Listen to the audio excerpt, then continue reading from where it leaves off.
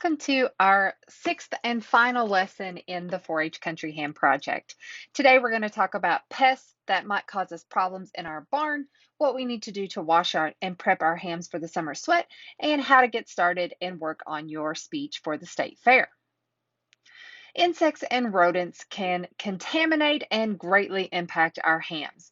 Hopefully, your leader, Buddy, and myself have taken the right precautions to keep pests out of our ham barn, but let's review some of the most common damages that can occur and what we should check for when we unwrap and wash our hams. Mice and rats, or rodents, are attracted to country hams just as much as insects and people, really. Rodents will feed on the surface of the hams, so their damage is a little different from what we'll see if we have insect damage. Mice and rats tend to defecate as they feed, so keep an eye out for droppings on and around your hams. There are 4 different types of insect pests that can cause us problems in our ham barn: ham mites, larder beetles, red-legged ham beetles, and cheese skippers. And you can see from the picture, insect infestation is bad news for our hams. First, let's talk about ham mites. These are very small, 1/32nd of an inch long. So obviously this photo is taken under a microscope. So these are tiny and very hard to see, but we can still spot the damage they'll cause our hams. They like to feed on the surface of dry cured meats, grain, cheese, and flour. Hams heavily infested with ham mites will have a sweet or minty odor, and they'll have a powdery surface, which you can kind of see right directly in the middle of the ham here in this picture. This powdery substance is actually a buildup of dead mites and the shedding of their outer coating. These can also be transferred to humans, so we need to be really careful as we go into our barn and make sure that we don't have mites because they can bite you and cause itching as well. But we have sprayed for insects, so hopefully this will not be a problem that we encounter. This is a close-up picture, and you can see kind of it almost looks like sawdust here, directly right in the middle, a little lower than dead center. You can see some of that dust on there. The black dots that you see, that's not like rodent droppings or anything like that. That's the pepper left over from the cure. There was black pepper and red pepper, and you can see some of those red pepper flakes on there as well. Those are the parts of our cure that are too big to penetrate down into our ham. Our salt penetrates inside, but the other stuff, the peppers and the other seasoning and spices stay on the outside, and it's what helps to give our hams that beautiful country ham caramel color. Our next pest that we need to keep an eye out for is the larder beetle. These feed on the surface or just below the surface. Sometimes they're called bacon beetles, and they're 1/4 of an inch to 3/8 of an inch long, so you won't need a microscope to see these. They have a wide yellow band with 6 spots around the upper section of the wings, as you can see in that top illustration. They're not as destructive as other pests. So the damaged portions of our hams can be trimmed off and the ham is still edible and you'll be just fine to eat it. So if we have to have a pest, these are going to be the ones that cause us the least amount of damage, although we hope we have no pests. The next one is the red-legged ham beetle. They have long, slender, purplish larvae that burrow into the ham. That's the bottom right picture. That's what's going to cause us the problems is the larva. Before they're fully grown, they're those little worms or larvae. They like to feed on the fat of the ham. So sometimes that means they're going to burrow deep into our ham to get to that fat. The adults are greenish blue with red legs, but they're not as destructive. It's the larva. When they lay their eggs and the eggs hatch into larvae that we have some problems. An infestation of these beetles and their larvae will cause the ham to dry rot, leaving it inedible. We won't be able to eat it. The last one is called a cheese skipper, which is a fun name, but a terrible thing to have in your ham barn. These are long, slender, bullet-shaped larvae, which are kind of like worms, like we mentioned earlier, and these will cause the most damage because they're bigger than the ones before and they will burrow deep into the ham. They get their name because the larvae arch their bodies and flip themselves several inches, so it looks like they're skipping across the ham, or cheese, so they like cheese as well. After they are fully grown into their adult stage, they're about 1/3 the size of a common housefly, so a little smaller than a housefly, and are black colored with brown tint and red-brown eyes. If your ham is infested with these, it will become slimy, quickly rot, and leave your ham inedible. We won't be able to eat them. And these are some signs that we need to look for as we remove our hams before we wash them. If you see holes like this in your paper or in your ham, that's a good indication of insect infestation and damage. Okay, those are the larvae that have been burrowing in there. So we want to check all of our hams really well for this and make sure we're not seeing any holes like that.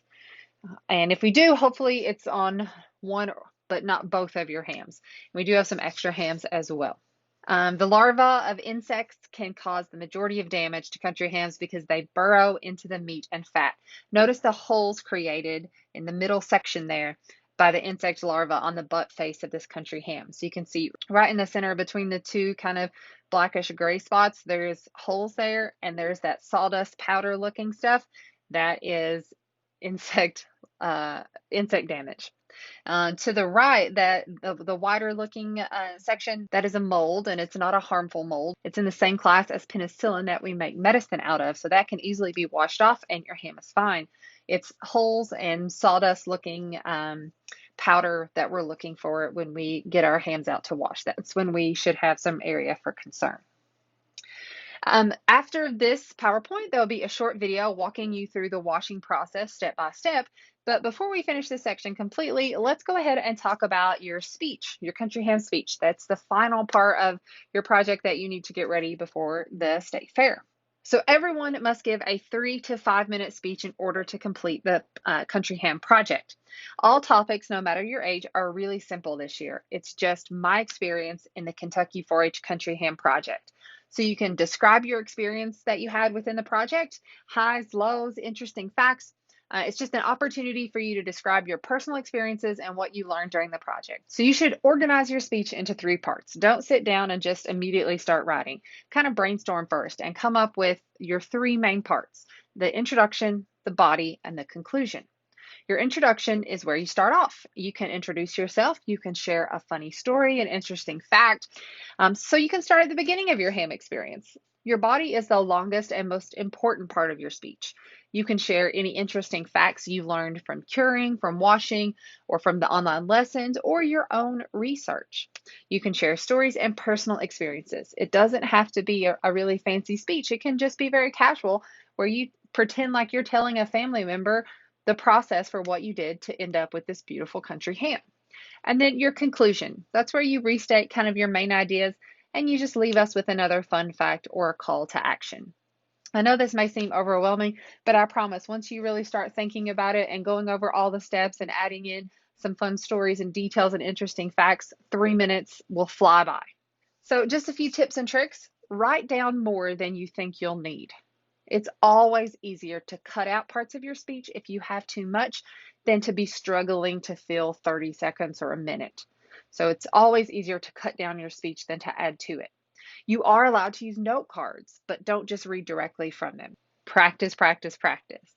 The more you practice, the more comfortable you'll be with your speech and the less nervous you'll feel, and that will come across in your speech as well. So practice with your family, in front of your pets, in front of a mirror. You can even video yourself with your smartphone and watch it back and see where you need to improve.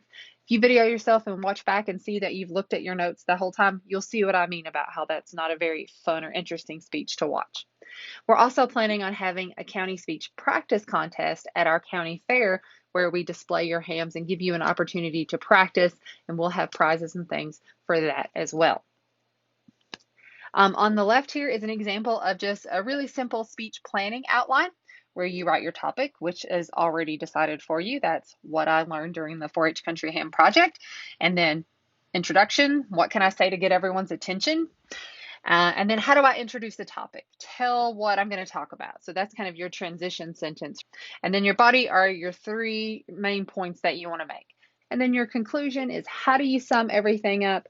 Mention the purpose of the talk again. Then, that's the most interesting fact I learned this year. Just talking about it, I promise you can almost write your speech. On the right side, you'll see the 4-H Country Ham presentation score sheet. This is what the judges are looking for. This is exactly what they're going to get to score you. So you're going to see, if you go to the bottom, if it's under 3 minutes or over 5 minutes, you immediately lose 2 points. So you want to aim for 4 minutes. That way, you're not going to go over, and if you get nervous and talk a little bit too fast, you still have a minute to buffer there.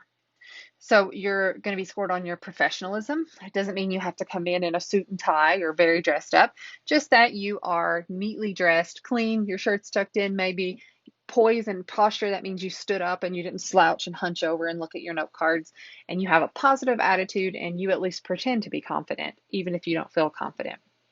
You get judged the most points on your knowledge of the subject. So hopefully these videos have helped to give you some information and facts and things that you can include in your speech. The power of your expressions. This is going to be how well your speech is overall. Are you direct, sincere? Do you emphasize certain things? And is your voice nice and loud and slow and able to be heard clearly? Your verbal skills, that's your grammar, articulation. How well do you pronounce things? Do you go really fast or really slow?